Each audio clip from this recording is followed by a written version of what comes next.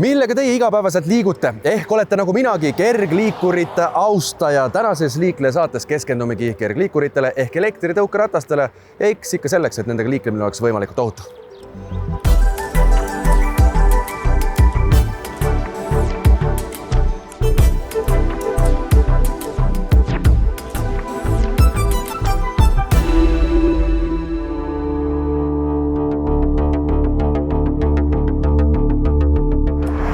Elektritõukeratastega seonduva on ajanud inimesed kahte leeri. Ühed armastavad neid ja teised jällegi vihkavad, sest olgem ausad, tõuksiga on väga mõnus sõita, kuid see vastutustundetu parkimine, mis siin Tallinna linnaski väga tihti näha on, olgu öeldud, siin on kõik väga hästi praegu.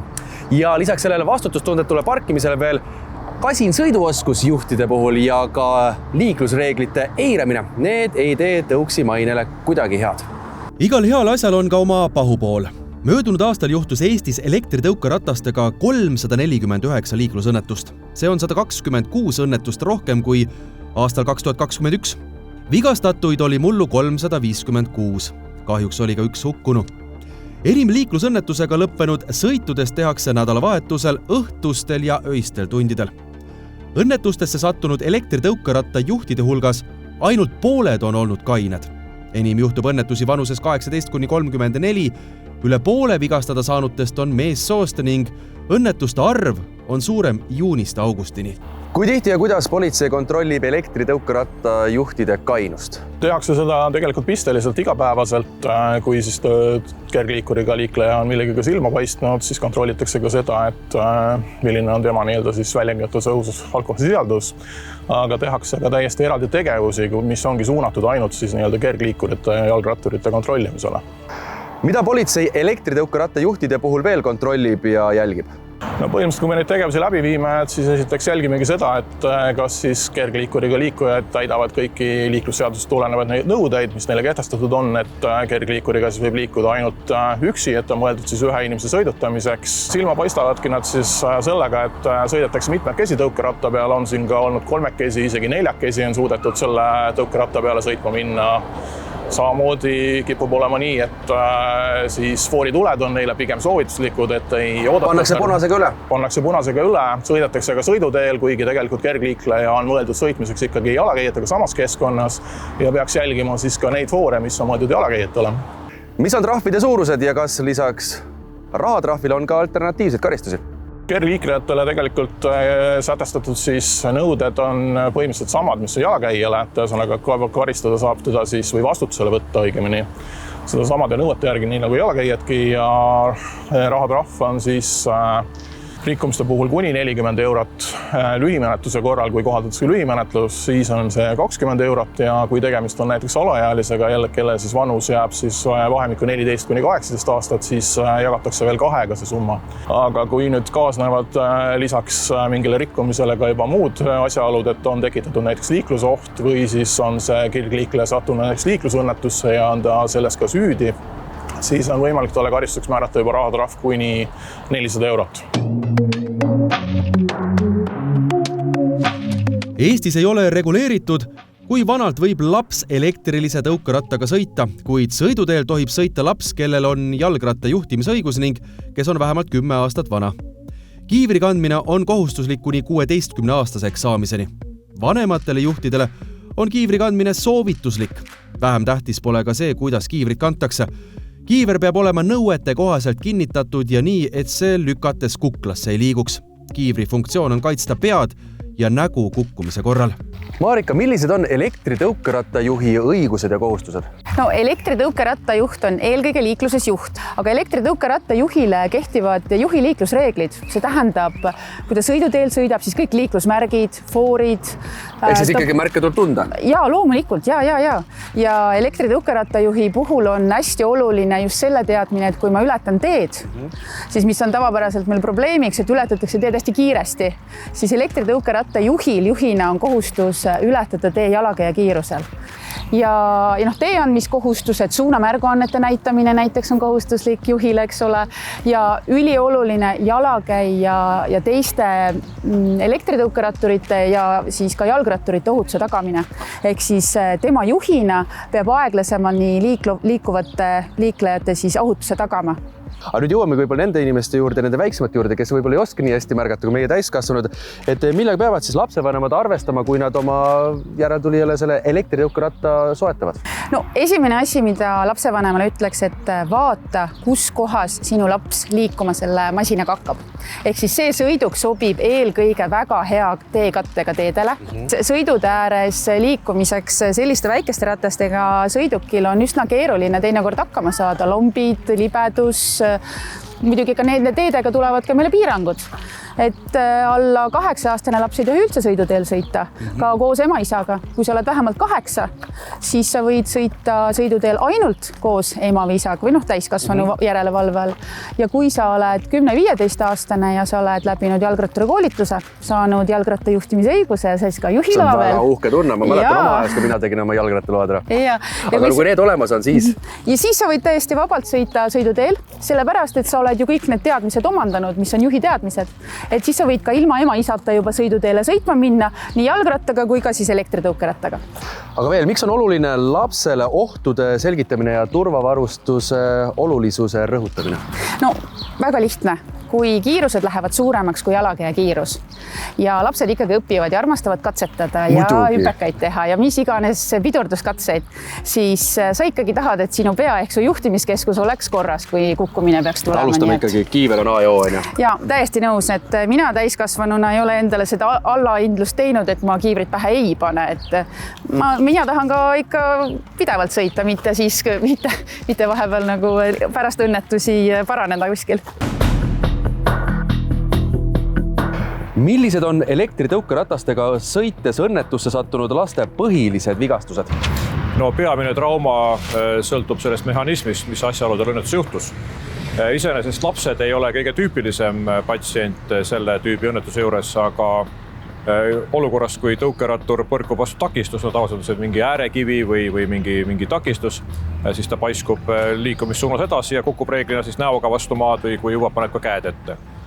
Kui tõukerattur saab löögi näiteks teed ületades autolt, siis tuleb löög külje pealt ja lapsel ta siis tabab rindkere piirkonda, täiskasvanul patsiendil jalgu ja põlvepiirkondi. Aga meie kõige tüüpilisem patsient on umbes kolmandikul juhtudes siis selline 20-ndates noor mees, kes on ka purjus. Teine kolmandik on siis need inimesed, kes sõidavad takistusel otsa, nagu ma rääkisin, ja need on siis ka sellised täiskasvanud inimesed. Ja kolmas grupp inimesi on siis sellised, kes on siis ettevaatamatusest sõitnud siis autole ette ja nende vigastused on siis kõige raskemad.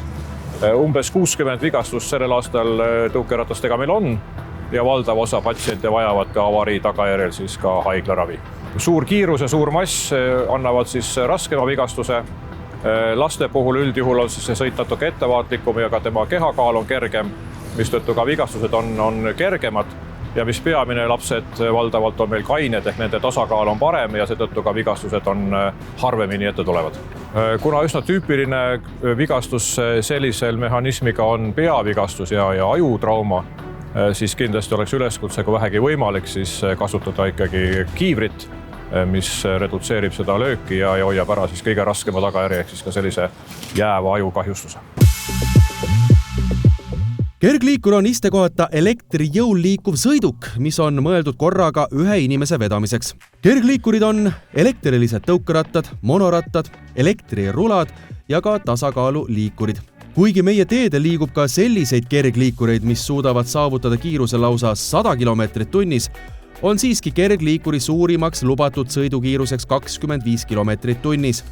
Jalakäijate vahetus ligiduses ei tohi kiirus ületada 5 km tunnis. Kergliikuriga tohib sõita jalgrattarajal, jalgrattateel, jalgratta- ja jalgteel ning kõnniteel.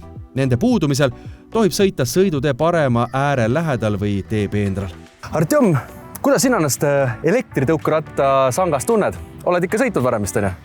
Ma sõitsin nendega siis, kui nad alles tulid Eestisse, siis mul oli ka see suur haip taga ja tahtsin proovida, aga üldiselt ma ei ole väga suur kasutaja, et ma pigem sõidan jalgratast. Pigem jalgratast, aga kui sa oled tõuksiga sõitnud või jalgrattaga sõidad, et kus sa tavaliselt liikled? Kergliiklusteed ja ei tee peale ma ei kipu. Kergliiklusteed on ikka see õige koht, kus nende asjadega sõita. Artjom, mis on sinu pilgu läbi võib-olla see kõige suurem miinus elektritõukeratturina? Osatakse arvestada autojuhid näiteks? No see on selline suhteline, et autojuhid on väga erinevad, kes märkab, kes ei märka. Kõige keerulisem on alati see, et kas autojuht märkab sind tagavaatepeeglist, kui sa hakkad ületama teed ja tema tahab parem pööret teha, et see on alati kõige ohtlikum. On sul ärevad hetk ette tulnud? Ma räägin siis mitte autoroolis, just kergliikuri. No pigem ei ole, sest ma ise autojuhina ju tean neid probleeme ja tean, et endalgi vahel ka ununeb ja ma oskan sellega ette arvestada ja ma vaatan alati enne järele, kas ta näeb. Kas autojuht on sind märganud? Jah, kas ta on mind märganud ja et ei juhtuks mingit õnnetust, jah. Aga tegelikult ikka seda olukorda oli päris tõsine meil siin, on ju? Ja et seda nagu ka teile head televaatajad näidata, siis ma usaldan siin nüüd Transpordiameti ametniku kätte, Marika on tema nimi. Teete temaga pisikese katse. Davai.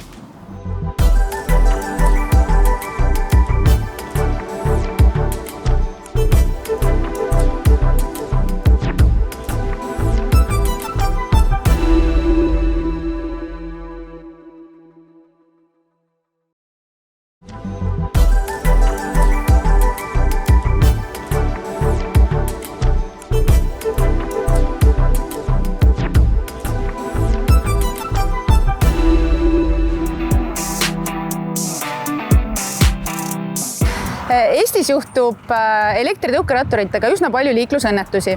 Ja ütleme, kui 10 elektritõukeratturist umbes 6-7 juhul elektritõukerattur ise kukub. Selleks nad on ise öelnud, et miks siis see õnnetus juhtus. Väga paljud ütlevad, et enda tähelepanematusest. Neid igasuguseid muid asjaolusid on ka. See tähelepanematus ongi, et kas tee on auklik, eks ole, keegi jalakäijatest astub ette, liiga suur sõidukiirus, kõik sellised asjaolud. Ja meie nüüd täna teeme katse. Et sinu tähelepanu, siis kontrollida, kuidas sinu tähelepanu hakkab hajuma, mida suurem kiirus sul on. Esimese katse me teeme niimoodi kuskil 7-8 kilomeetrit tunnis kiirusel ja teise katse teeme siis 15 kilomeetrit tunnis kiirusel ja vaatame siis, kuidas meil läheb ja kuidas sinu tähelepanu kas hakkab hajuma või mitte. Et kui hästi sa näed külgedele, kui hästi sa näed otse ette. Nii et läksime. Proovime järgi. Kas sulle sobib, et me ei takistaks liiklust, ma sõidan natuke tagapoole, eks ole? Jaa, see on väga okei. Ma nüüd vaatasin oma spilomeetrit, nii 8 kilti. Väga hea. Tasakaalu on raske hoida niimoodi kui juures. Nõus. Aga teekate on hea. Muidugi see allee, ma kujutan ette, kui kiirus oleks suurem, see oleks päris raske jälgida, sest kunagi ei tea, kes siit puudagant võib tulla. Nii, teeme mööda sõitu siis, on ju. Vaatame taha, kedagi ei ole. Nii, väga hea. Super. Nii, siin peab olema ettevaatlik, et ma saan aru, kui trammid tulevad, siis siit võib päris palju inimesi tulla. Ja ülekäigurada ka samamoodi. Ja kes see geenius parkis niimoodi tõuksi? Ja see ei ole okei ju. Kuule, aga meil on veel üks geenius ees. Keegi parkis veel siin päris hästi. No see on juba enam vähem iseenesest, et me saame tast mööda, aga meil on jalakäija ees. Artjom, kuidas tundus? Tead, teekatte oli hea ja selle kiirusega oli siin väga mõnus sõita. Nii et meil oli 7-8 kilomeetrit tunnis. Yeah. Kuidas sulle tundub, kas see tundub natuke mõistusevastane, et nii hea nähtavusega teel, hea teekattega teel on siin juhtunud 5-6 ühe sõiduki õnnetus, mis tähendab siis seda, et juht üksi sõidab ja nii-öelda üle pea käinud, kukkunud, et mis sa arvad, on see raske siin sellise õnnetusega hakkama saada? Ma tegelikult saan täitsa aru, miks need õnnetused juhtuvad. Esiteks kindlasti ei sõidata siin 7-8 kilomeetrit tunnis, on ju. Et 7-8 kilomeetrit tunnis näeb tõesti väga hästi, et ma nägin 180 kraadi põhimõtteliselt, näed siia silma kõrvale ka side-aidut, on ju. Aga kui on kiirus suurem, siis tegelikult siin on takistusi, mille tagant võib siin inimene tulla, on päris palju ja mida suurel kõrgel kiirusel sa lihtsalt ei jõua märgata ja ei jõua siis vastavalt reageerida ja panedki pidurit plokki ja käid üle pea või mis tegelikult ja võtmeküsimus on kiirus ju, eks ole. Ja nüüd me läheme katsetame siis sama lõiku, meil on see tegelikult tuttav ja läheme sõidame siis 15 kilomeetrit tunnis selle läbi. Vaatame, kuidas see nähtavus kas paraneb. Kas meil tekib tunnelnägemine või mitte, eks ole. Okei, proovime. Aga läksime. No nii, tahtsime teada, et kas nähtavus paraneb. Ei, tekib tunnel, silmaäärtest enam ei näe üldse nii hästi. Nüüd peab, ma ei kujuta ette, kui praegu äkkpidurdus teha, siis ei ole vist väga ära lõbus. Katseta seda pigem, jaa. Jalakäia, võtame oo maha. Oih, ma juba unustasin oo maha võtta. Nii, see on see ohtlik koht, kus trammi pealt tulevad inimesed. Aga ei, selles mõttes, et aju ja mõtlemist peab palju rohkem fookuses hoidma. No ja loomulikult, sest neid muutujaid on nagu rohkem ja sa pead neid kiiremini märkama, eks? Jaa, siin on see õnnetult pargitud tõuks ka. Pimedas võib selline päris hea üllatuse tekitada, et kui sa seda tähele ei pane. Artjom, võtame katse kokku, mõlemad jäime terveks, ei tekitanud ohtlikke olukordasid. Oled nõus? Jumal tänatud. Jaa, jumal tänatud. Et tegelikult oli meil tarvis ju tõestada mida, et kiirusega on vaja rohkem tähele panna. Et selles mõttes, et vaateväli läheb kitsamaks, kiirus on suuremad, see tähendab, et aega reageerida, kui midagi peaks juhtuma, on vähem. Aga jällegi, kui vaateväli on nagu väiksem, siis sa peadki tähelepanelikum olema ja vahepeal vaatamegi vasakule, paremale, enda taha, igale poole olema kogu aeg alert seisundis. Elektrilise tõukeratta juht peab arvestama liikluses erinevate ohtudega, mis nõuavad madalamat sõidukiirust. Näiteks äärekivid, augud, rennid, liiv ja pori, restkaevud, lisaks ristmikel ja hoovist väljasõidud. Kahjuks on nii, et paljud elektritõukeratta juhid kipuvad justkui klappidega hobused olema.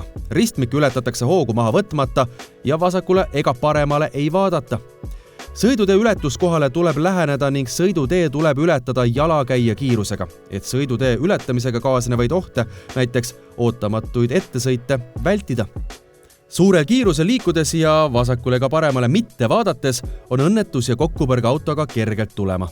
Tagajärjed on aga kurvad ja ennekõike elektritõukeratta juhi jaoks. Millega tuleb autojuhtidel arvestada? Autojuhid peavad ülekäiguradade ja ristmikel ikkagi ääretult ettevaatlikud olema, arvestades seda, et meil on suvisel ajal, kus elektritõukeratastega kõige enam liigutakse. Meil ikka on põõsaid, aianurkasid, kus elektritõukerattur võib varju jääda. Ja igal juhul vähendada natukene kiirust, vähem on alati parem kui rohkem. Ja elektritõukeratturite puhul võib-olla pahaks panna seda kõige enam, et teed ületatakse ikkagi liiga kiiresti, mis ei jäta siis autojuhile aega piisavalt reageerimiseks, et õnnetust siis ära hoida. Mida ja kuidas saavad autojuhid ära teha, et vältida kokkupõrkeid elektritõukeratturitega? No, eks ikka ära hoida kokkupõrkeid. Väga lihtne, tuleb üksteisega osalt arvestada. Meil on nii palju erinevaid liikumisviise juba tänavatel ja suvisel perioodil on rattureid, elektritõukerattureid, rulluisutajaid, kes veidi kiiremini liiguvad kui tavajalakäija.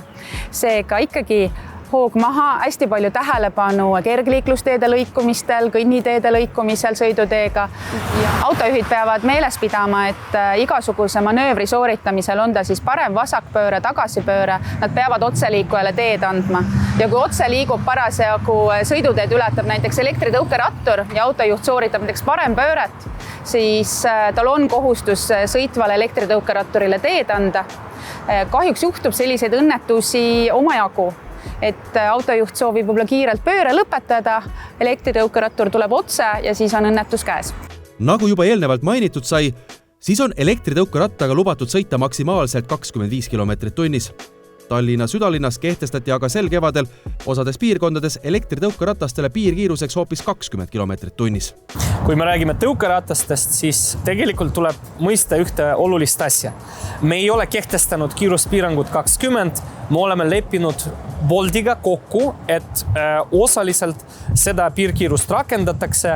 Teised ettevõtjad, näiteks Tuul, ei ole meiega kaasa läinud. Probleem on selles, et kohalikule omavalitsusele ei ole tegelikult antud õigust seda valdkonda üldse reguleerida. kus need nii-öelda piirkiirused täpsemalt siis ka kehtestatud on? No meil on praegu käivitatud just Boltiga selline pilootprojekt, kus suur osa Tallinna südalinnast on siis ala, kus kehtib selline 20 kilomeetri nii-öelda piirangu pilootprojekt.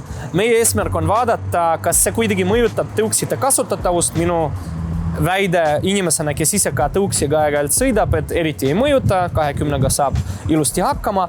See nii-öelda soovituslik kiiruse piirang on ju tegelikult ainult Boltiga koostöös, Tuulega see ei ole ja eraelektritõukeratastega see üldse ei kehti. Selles ongi probleem, et meil on hea meel, et me saame ettevõtjatega vähemalt rääkida. Kas nad on alati meiega nõus või ei ole, see on teine asi. Aga me teame, et nende eratõuksite suhtes valitseb täielik kaos, mitte mingit regulatsiooni ei ole.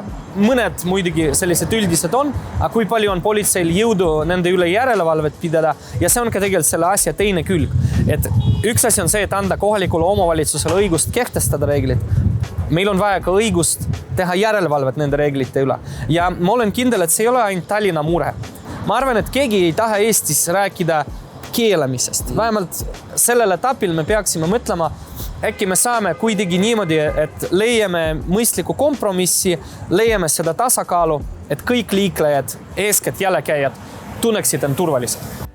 Lisaks alatasa kihutavatele ja teistega mitte arvestavatele elektritõukerataste juhtidele ajavad inimesi marru ka lohakalt pargitud elektritõukerattad. Ära pargi ohutussaarele, ülekäigurajale, ülekäigu kohale, bussipeatuse ette ja selle vahetusse lähedusse, tõusule, langusele, trepile, ristmikule, diagonaalselt või risti kõnniteega. Leitakse lausa, et elektriliste tõukerataste parkimiskord vajab liiklusseadusega reguleerimist. Kuidas Tallinn seda näeb? Peamine probleem on selles, et sellised valesti pargitud tõukerattad, nad kitsendavad jalakäijate ruumi ja seavad neid ohtu. Meie eesmärk on teha niimoodi, et jalakäija end linnaruumis tunneks turvaliselt. Just seetõttu ma arvan, et ei ole siin kuldvõti selles, et seadusega oleks kirjas, kus seda tohib või ei tohi parkida, sest on väga keeruline kirjeldada kõik need juhtumid, kõik need olukorrad. Aga seadusega peaks andma õiguse kohalikule omavalitsusele määratleda, mis on need alad, kus tohib parkida ja mis on need alad, kus ei tohi parkida. Praegu sellist õigust meil ei ole ja kõik, mis me saame praegu teha, on püüda leppida kokku ettevõtjatega. Ja hetkel on meil kokku lepitud ettevõttega Bolt, et alates juuni keskpaigas siin südalinnas toimub pilootprojekt, mille raames me rakendame süsteemi, kus parkida tohib väga konkreetsetes kohtades. Kui see näitab enda edukus, siis loodame seda laiendada siis ka üle linna ja loodame, et varem või hiljem meil tekib võimalus tagada seda, et kõik firmad sellega tegelevad. Elektritõukerattad tuleb parkida vastavalt tähistatud kohtades või parkimisjaamades. Eeloleva võimaluse puudumisel saab parkida tee äärde, arvestama peab, et pargitud sõidukist on võimalik mööda saada ka teistel liiklejatel, näiteks lapsevankriga või ratastoolis liikujal või vaegnägijal. Ära pargi kõnniteele, mille laius jääb alla 2 tõukeratta pikkuse. Sellisel juhul kaob võimalus, et jalakäijale jääks minimaalne nõutud 1,5 meetrit vaba liikumisruum. Kõik algab ikkagi ju meist endist. Olgem siis eeskujuks oma lähedastele teistele kaasliiklejatele. Alati, kui sõidate elektritõuksiga, kandke kiivrit, kaitske oma pead, ärge kihutage, jälgige liiklust, mis teie ümber toimub, järgige aga liikluseeskirju. Ohutut liiklemist, kõike kaunist, tšau!